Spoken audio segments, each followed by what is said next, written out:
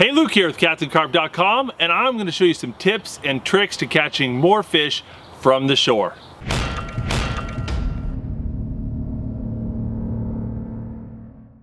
In this video, I'm going to talk about the most important skill a fisherman can have. That's watercraft. That's the ability to look out at the water and understand what's going on underneath the surface. It's the key to locating fish, and that is the most important thing you can do. Locating fish and understand what's going on out there is more important than the bait you use. It's more important than the lure or the rig or the gear or the rod or the reel or anything, because if you don't put your hook in front of a fish, you will never catch a fish. So in order to understand this, I'm also going to show you some neat little tricks and some rigs and gear that you can use to help you understand better what's going on out there. One of the most important things to understand about a body of water is how deep it is. Okay, and you can get a feel for how deep the water is simply by looking at the shore. If the bank and the shoreline is really steep and sloped, that means it drops off quite suddenly right at the shore. If it's flat, then you're looking at a very gradual depth change, okay? Additionally, when fishing in rivers, the wider the river gets, the shallower it is. And the tighter the river gets, the deeper and faster it is. Because the same amount of water is having to fit in a tighter area, that water's got to go somewhere. So it's either got to get deeper or speed up or both. Additionally, on rivers, when you have a bend, the water tends to be faster and deeper on the outside of the bend and shallower and slower on the inside of the bend. Once you can kind of understand the general depth of the water, you can start looking for features that attract fish. Slopes are always good places to look for bass and catfish and other types of predators. Points of land that jump out into deep water are also good locations. If you have a big wide open flat and you have a spot that dips down and gets deep suddenly, that can be really a great area. Even if it's only a few feet across or a very slight change in depth, that can be a magnet area. So anytime you have underwater slopes or drastic underwater changes in depth, you'll often find a lot of game fish. Because understanding water depth is so important, it can be really essential to be able to measure the water, to know precisely what's going on out there. Okay, so now I'm going to show you some tricks to measuring water depth when you're fishing from shore. These are a variety of different techniques. Some are expensive, some don't cost you anything. Each have their pros and their cons, so I'm going to go through them one by one. So one of the ways to have the benefits of a high-tech fish finder while fishing from shore is to get one of these castable fish finders. There's a couple of them on the market. I believe iBobber makes one. Humminbird used to make a castable fish finder with a little wristwatch type thing. But probably the most high-tech one on the market right now is made by Deeper. And this is the Deeper Pro Plus. And basically it's about 3.5 ounces. And you cast this bad boy out there and it sends a wireless signal to your tablet or your phone, and you can basically get all the advantages of a pretty decent fish finder while shore fishing. If you're not particularly tech savvy, don't worry, this is pretty easy. I just charged this up and downloaded the app, and it immediately synced up with the Deeper. My phone and the Deeper started communicating. I didn't have to monkey with any settings on my phone or anything like that, so it was pretty user-friendly. Deeper has a bunch of accessories. So it's got this little rubber thing that allows you to strap your phone to your fishing rod so that you can see what's going on while you're reeling. But I gotta tell you, it makes me a little nervous. I've got an $800 cell phone, and having it on my rod while I cast seems like a really dodgy idea. So instead, I've got this $25 selfie stick with a little tripod on the bottom, and I can just stick my cell phone in this thing and put it on the ground, and I can see what's going on, and then I don't have to worry about my cell phone flying off while I'm casting. But let me show you how this thing works.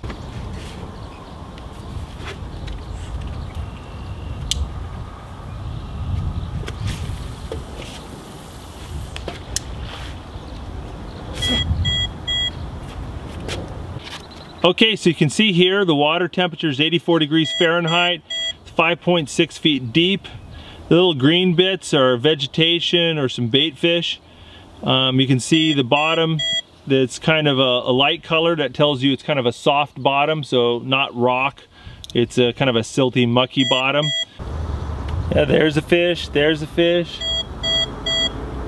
So 5.4, 5.5, and as I'm reeling in, it's suddenly getting a little bit deeper. So it tells you there's a little bit of a hole there. You see some more fish suspended in the water column. Now this deeper fish finder is a great tool. You can measure water temperature, depth, you can find structures like rocks and logs, you can tell what the bottom's made out of, locate bait fish. It's a really slick product and works well, and it seems like they've been really doing well to keep the bugs out and really polish their product here. But it's $250 for this Pro Series Plus and for the accessories. So you're looking at a serious investment. That's a lot of money. And so if this is too much money, let me show you some cheaper options. So here's another trick to reading the water. You can just throw your 4-year-old son in the water and have him tell you how deep it is. Hey Tommy, can you touch the bottom? Yes! He's not as good at measuring water temperature though. Hey Tommy, what's the temperature? 5! We gotta work on that. This is a marker float.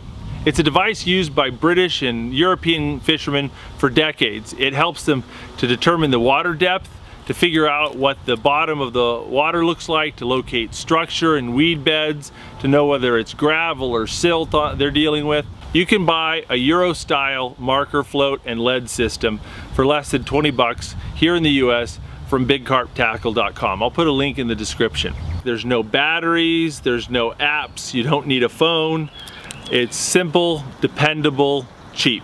The way the marker float works is that you have this lead on a slider, you have a bead, and then you have the float itself. You cast this thing out, and when it hits the bottom, the float travels up to the surface until it reaches the top of the water. By measuring how much line it takes for the float to reach the top, you can determine the water depth. Additionally, the leads for marker floats tend to look kind of like grappling hooks, and they're designed to help you feel the bottom.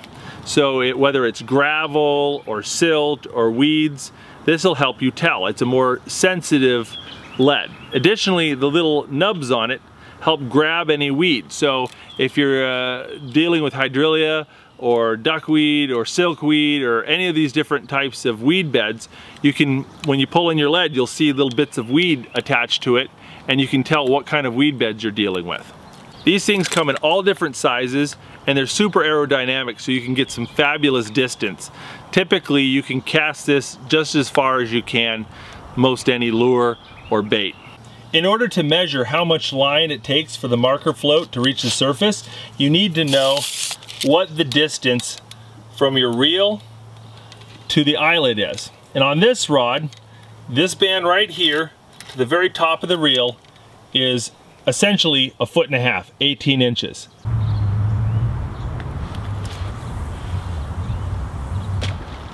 So I've casted my marker float out. I can feel it snug on the bottom and the line is tight. So I know the marker float is right up against the slider. Then I open my bail and I start counting. 1, 2, 3 times, 4 times, and there it is. Just slightly more than 4 times, I see the marker float pop up to the surface. So 4 times 1.5 feet, that's basically about 6 feet.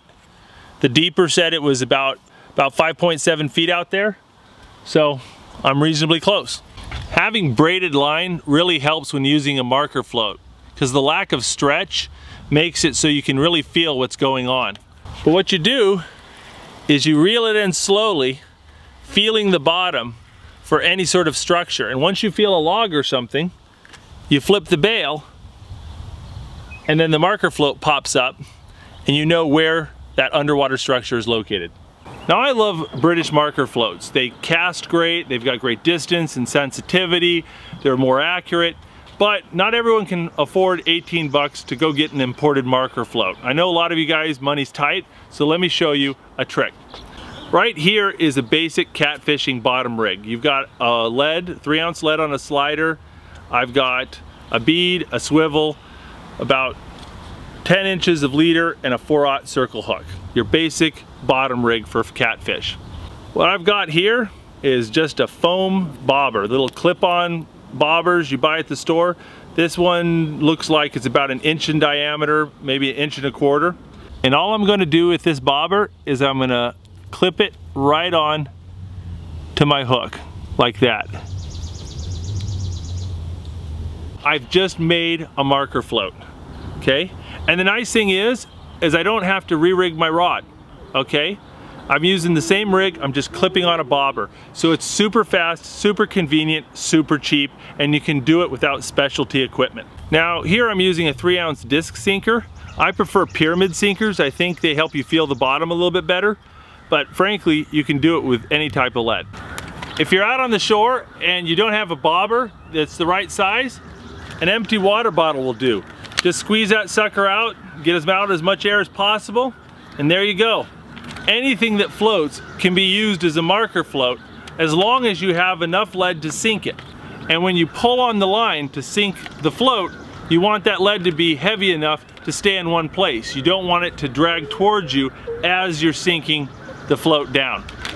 So in this situation, I've got 6 ounces of lead to 1 crushed water bottle.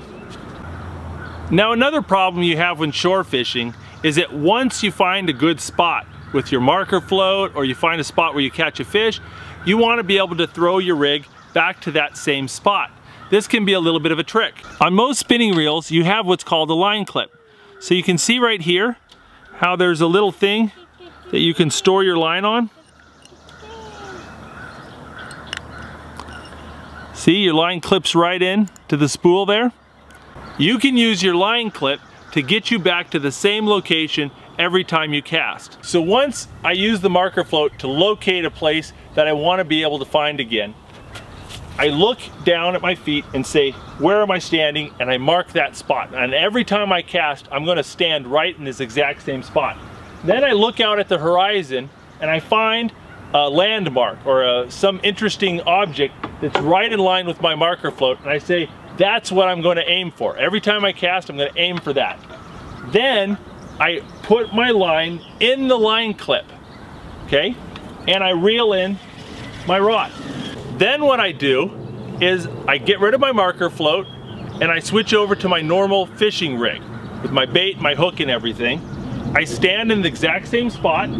I aim for the exact same landmark and I cast out, bink, and the line hits the line clip and stops once my rig has reached the correct distance. I've put my rig right back in the exact same spot. And then you can do that every time. Now obviously, when you're fishing, you don't want your line in the line clip. A big fish comes along, it's going to rip your rod right into the water. So what you do is you undo the line clip and then you put a little piece of tape right there on the line, or you tie a little stopper knot right there on the line, and then you know exactly what the distance is of that spot is, and you've marked it on your line. And every time you come back to this spot, if you want to go and fish that log again, you know I stand here, I aim there, and I cast out to this mark on my line. And you can put that line, that mark, in your line clip, and when you cast out, dink, you'll get it every time. The other thing you can do is get a spare rod and put the marker float on it. You cast it out there, and once that marker float is out there, you have something to aim at. And you can take your rod that's rigged up with your bait and your hook, and you can cast it out at the marker float. So no matter how big or little your budget is, there's a way for you to figure out what's going on out there when you're fishing from the shore. And what'll happen is if you take the time to get out there and cast with the marker float and figure out what's in front of you and find those sunken logs and those rocks and target specific locations, you're gonna start to see patterns and you're gonna start to catch more fish. And while everyone else is just throwing their bait out willy-nilly anywhere they can in front of them, you're gonna be throwing your bait in front of fish. And that is the difference between the guys that are successful and the guys that are not. Well, at any rate, thanks for watching. Hopefully you learned something new. We put out multiple videos every week, so don't forget to click subscribe to the Catfish and Carp YouTube channel. Thanks for watching. Click